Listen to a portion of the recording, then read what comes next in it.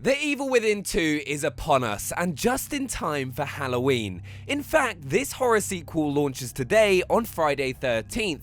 That's like peak scariness, so with that in mind, we're bringing you 13 top tips and tricks to get your experience off to the best possible start.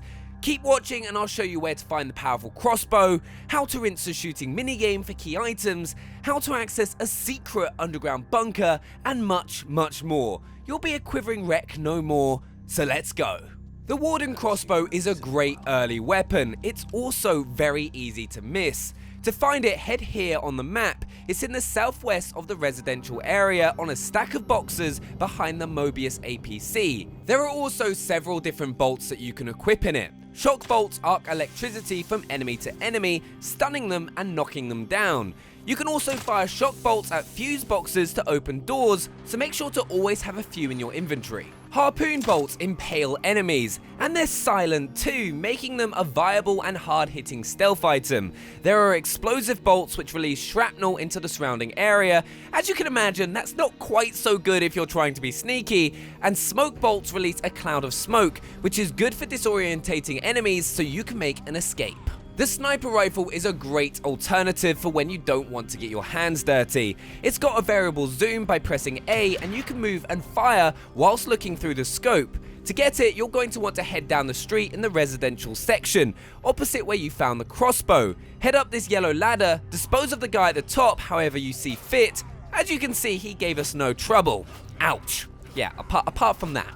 Now run to the back where you'll find a weapon case containing the broken sniper rifle.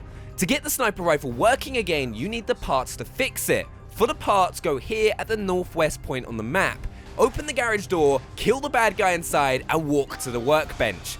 On it is the sniper rifle parts. Fix the sniper at the workbench and you'll have a fully operational sniper rifle. You can use it at long range or, if you're so inclined, from a distance of 6 feet.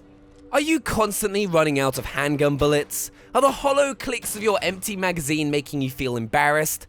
Well, I'm going to show you where you can find a handgun ammo pouch upgrade early on in the game. In Chapter 3, when you first get to the free roam neighborhood section, head here on the map. It's the residential section. Search the poor, unfortunate body of the guy on the floor, and I'm sure he'll want you to have it, if he was alive. Oh, thanks man, you're too kind. There's a secret bunker located under Union Auto Repair. To reach it, kill the enemies in the garage section, then head to the back room. Flick the switches in this series, that lets you raise a car in the garage. Underneath it is a metal door. Climb down, walk along, and you'll find a white security door. There's a key card on the body up ahead, but it doesn't unlock the door itself. No, the code is on the back. Now, it's fun to work out this puzzle on your own. I did it all on my own, and it only took me 6 hours of unimaginable mental stress. But if you want a little help from your old pal Benny, here's the solution. Look at the door has B34 on it. Look at the B column on the key card and go down to 3, the number is 96. Now, keeping in the B column, go down to 4, the number is 76. Input 9676 and the door will swing open, revealing shotgun shells, a medikit, and high-grade weapon parts. Head to a workbench and you can use these rare high-grade weapon parts to upgrade a weapon of your choice. If you ever see a small grey statue of a woman, make sure to destroy it, whether by meleeing it or shooting it. Why, may you ask? Because inside that statue is a key which unlocks a locker in Sebastian's room. To get there, head to the chair at the far end of the room, and Nurse Tatiana will take any keys and open a door for you. It's complete potluck what item you get. Sometimes it's raw materials for upgrades, other times it's a green upgrade gel. Unfortunately, it's never anything amazing, like an Xbox One X or True Love. Maybe if we keep collecting keys. Yeah. But to get you started, the first statue is here on this bench opposite O'Neill's safe house. Just give it a whack. The second is in the chapel itself. Be prepared for a fight inside. Once the bad guys are disposed of, you'll find it behind the altar. And the third statue is here in this lift, which is in the underground area called the Marrow. You can get to the Marrow by warping through computers in safe houses. There are 32 statues in the game. They're small, but they always stand out from the background to help you avoid missing them. Safe houses are my favorite locations in The Evil Within 2. For starters, no one can get you in here, so if you're being chased, head for a safe house.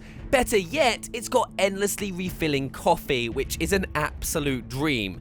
Use the coffee machine and you'll pour some of that black gold into a cup and have a lovely sip, which restores your health. I'm getting a secondhand caffeine hit. Now I want a cup of coffee. There are also supply boxes often containing ammo and items, the contents of which replenishes over time, so check back regularly if you're running low on either. There's always weapon parts and ammo lying around too, which is great for stocking up on. Depending on the safe house, you can find handgun bullets, shotgun shells, and medikits. And last but not least, each safe house has an all-important save station. It looks like this, a white box with red lights. Use one of these to save your game, and that's about it for safe houses. Amazing places, they're like an oasis in a horror desert. It's beautiful. Stealth works slightly differently in The Evil Within 2. First off, you don't need to worry about turning your torch off when approaching an enemy. Enemies aren't reactive to light, so I recommend leaving the torch on at all times, because this game gets dark. Secondly, you can hide in bushes and be as good as invisible. You'll know the stealth is working if your character's silhouette turns grey. This is handy if loads of enemies are sniffing around and you don't have the ammo to face them head on. Just sneak past them through the shrubbery, then run off like a coward. Apart from that, The Evil Within 2 generally sticks to the principles of normal video game stealth. Crouching lets you move silently so enemies can't hear you, and if they're facing away from you, you can take them out by pressing A.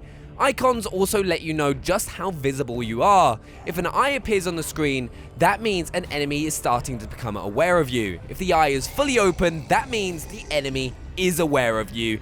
And if you see the dashes on the edges of the eye, that means the enemy is becoming aware of the noise you're making, and if an enemy is running towards you, enraged and letting out a blood-curdling roar, that means they've clocked you. Although, to be fair, that's kind of obvious. Pick up a bottle and you can instantly escape an enemy's clutches. They're one-use items and Sebastian uses them automatically. Get grabbed and he swings the bottle over his head and blasts them in the face.